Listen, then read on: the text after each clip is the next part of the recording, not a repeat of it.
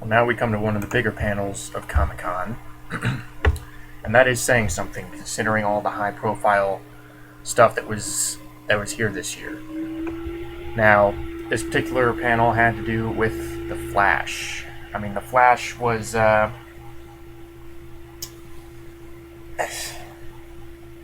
Flash. This version of the Flash was first introduced in season 2 of Arrow. Grant Gustin from Glee.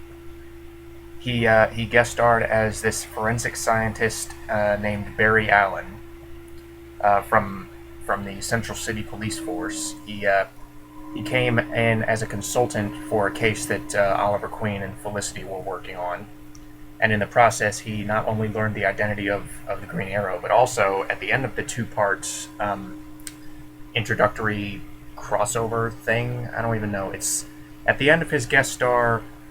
At the end of his guest spot, he went back to Central City and got in an accident, and he was basically in a coma for months and months and months. Okay, so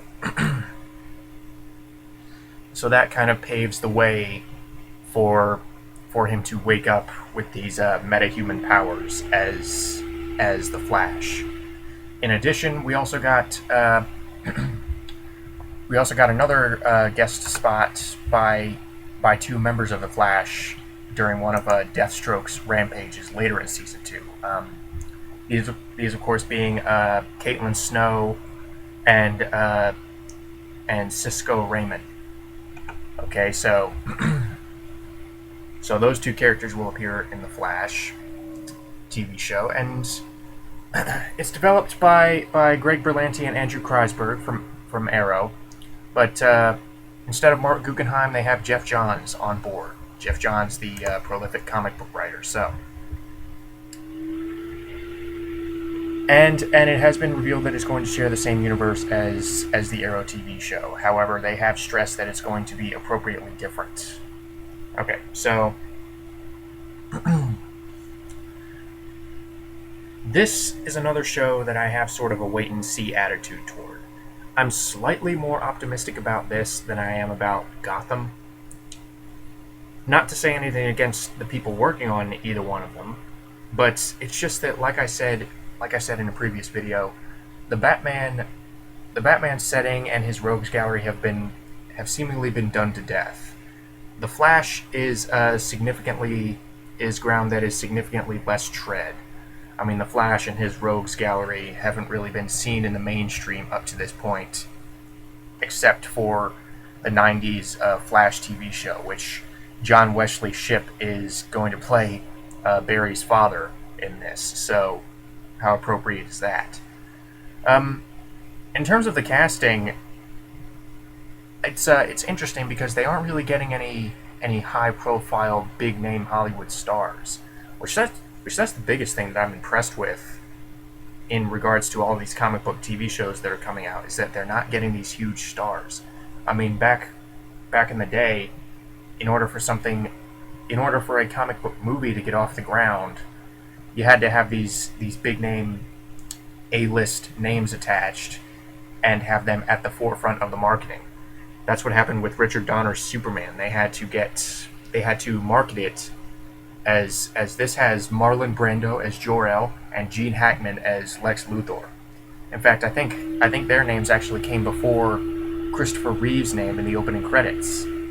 Christopher Reeve himself being nowhere near as big a name as the previous two. But these newer shows like Arrow and The Flash and Constantine and even some of the movies like Amazing Spider-Man, Andrew Garfield was not really a big name in America. He's a British actor, but even so, in terms of British actors, he's not really as big as someone like, I don't know, Martin Freeman or Benedict Cumberbatch. So when they got Grant Gustin, who up until this point I had never seen in anything.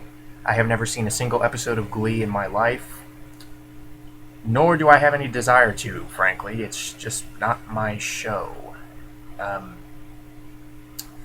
There's just something about it I just can't get behind. Maybe it's the I don't know. Whenever I see a commercial for Glee, I just said I don't think so.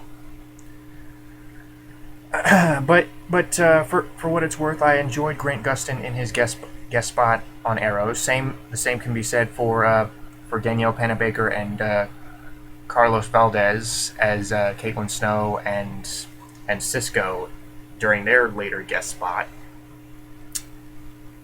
So in terms of the cast, and they also have Jesse L. Martin as Detective West, the father of Barry's love interest, Iris West. Now, Iris West, I actually do know who she is.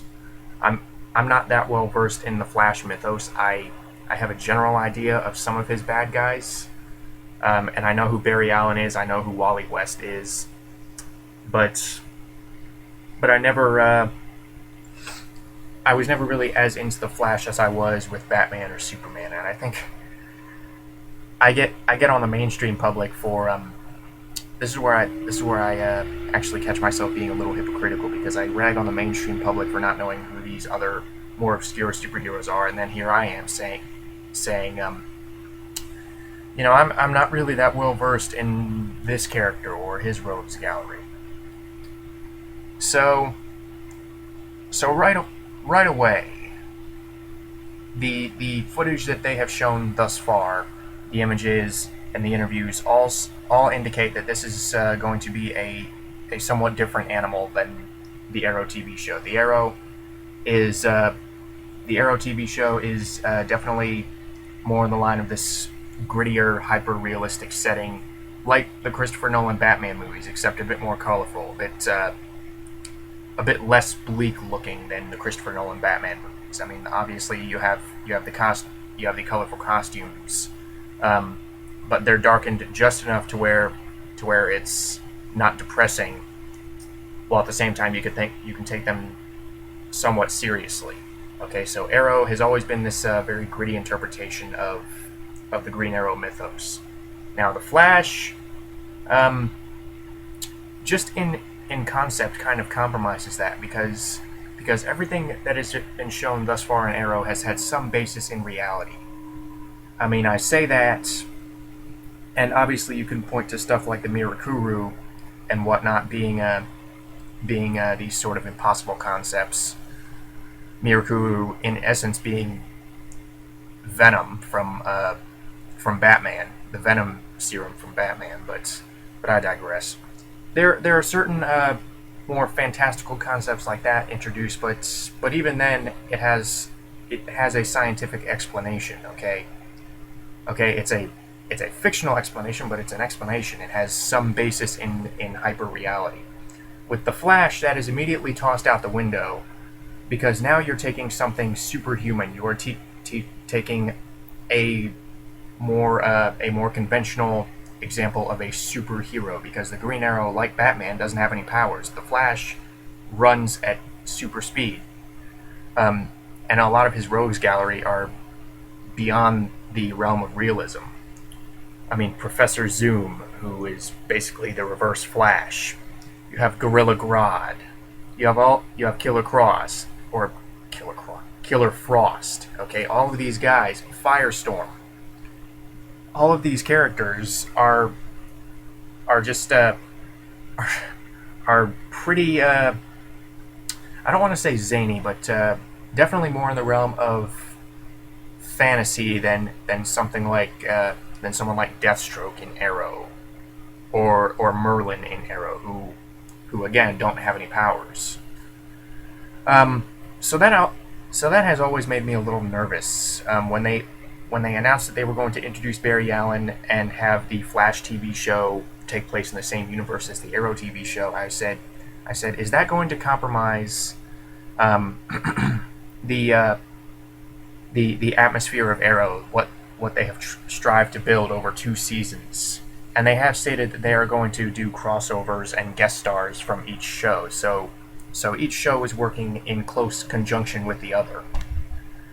And that only kind of amplified my fears, frankly, because again, how can one universe or one character and his gritty exploits function as well if in this other city a few miles away, you have all of these meta-human concepts that that are straight out of a comic book that you cannot possibly portray in a quote-unquote realistic light.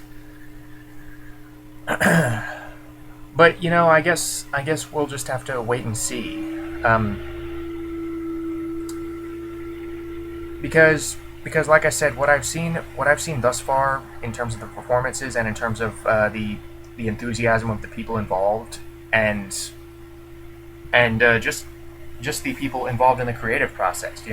Jeff Johns and Kreisberg and Berlanti. I'm willing to give them the benefit of the doubt. With any luck, they'll be able to balance these two shows out and keep them separate enough to where you can still take each one on its own, to where they don't really have to resort to piggybacking off of one another. Although there was an Easter egg for Gorilla Grodd that was dropped during the pilot of The Flash, and Grant Gustin said, well, with Planet of the Apes coming out, maybe they'll find a way to bring him into the show. And Gorilla Grodd is one of those guys who I don't know how they're going to do that in a TV show on the CW. I honestly don't. Because having Gorilla Grodd as a motion capture creation like the newer Planet of the Apes movies is obviously going to be very costly, and is that going to be able to be done on a CW TV show? So I have no idea how they're going to bring Gorilla Grodd to the screen, if ever. But like I said, I guess we'll just have to wait and see. I am more excited about this than I am about Gotham, because this creative team has already proven that they know what they're doing. Whereas Bruno Heller, as competent as he is, has never really tried his hand at something like this before. So honestly, it could go either way. This can too, but there's prior evidence of something like this working. So yeah, that's about all I got for The Flash. Hope it's good. Like everything. I keep saying, I hope it's good. Yeah, please. I said in my X-Men Days of Future Past review that if they cannot match what they did with Quicksilver in that movie, then what is the point? I guess that was a little bit of an ignorant statement to make, especially considering X-Men Days of Future Past was this big budget Hollywood blockbuster, and this is going to be a weekly TV show. So I don't really. That's another thing. How is the budget? How is the episodic budget going to affect the quality of not only the show itself, but how far they can go with showing you the Flash's powers? So yeah, that's about all I got. And hey, if this works, they might be able to branch out to other superheroes.